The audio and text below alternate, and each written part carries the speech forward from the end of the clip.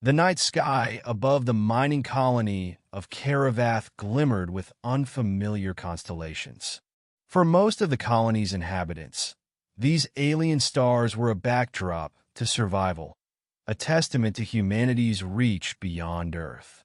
But for Kael Doran, they were a mockery of what he'd lost.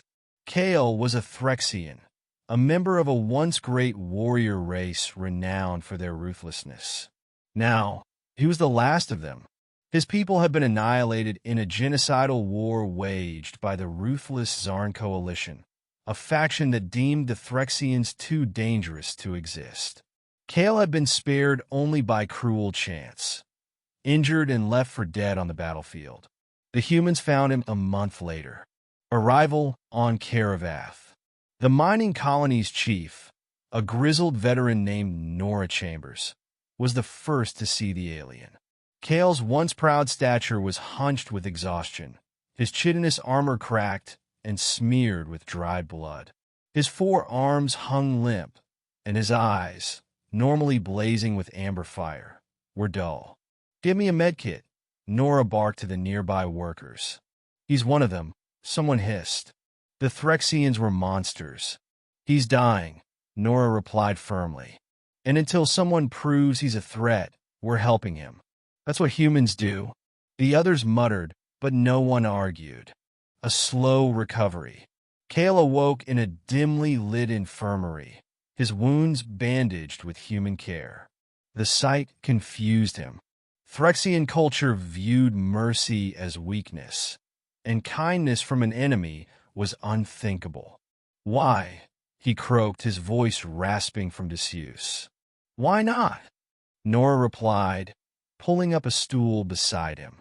She was blunt and unafraid, traits Kael could respect even in his broken state. "You're alive. We help."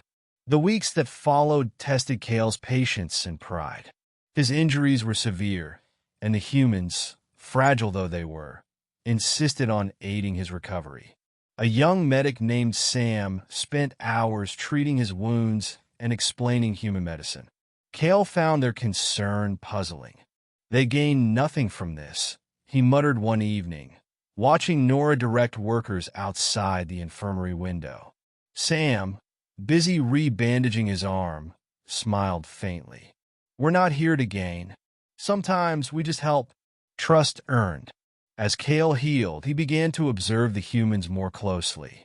They were resourceful and tenacious, digging into the barren rock of Caravath to extract minerals vital to their distant colonies.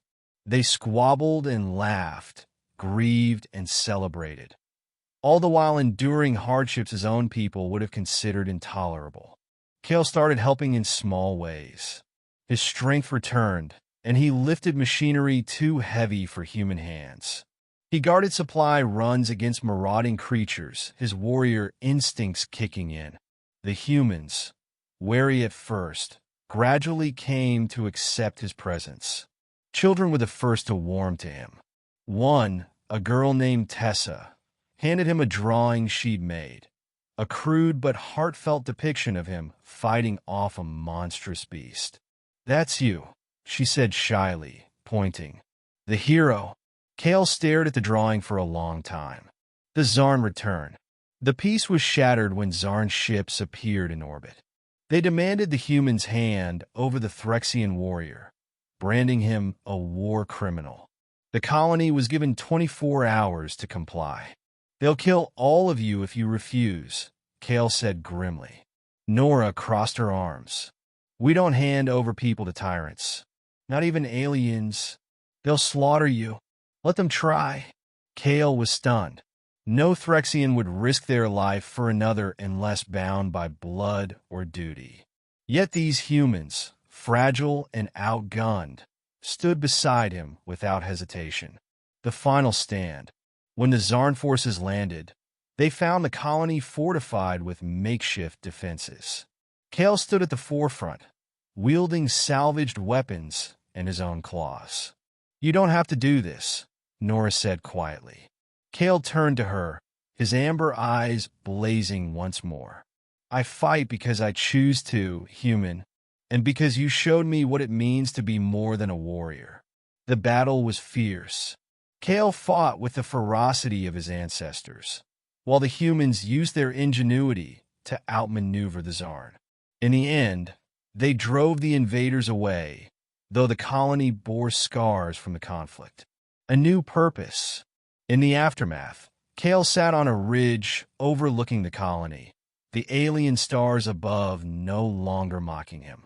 Nora joined him, offering a flask of some human drink he found tolerable. "So," she said, "what's next for the last Threxians?" Kael was silent for a long moment. Then he spoke, his voice resolute. "I am no longer just Threxian. I am something more, something better. I will protect this colony, as you protected me." Nora smiled. "Welcome to the family."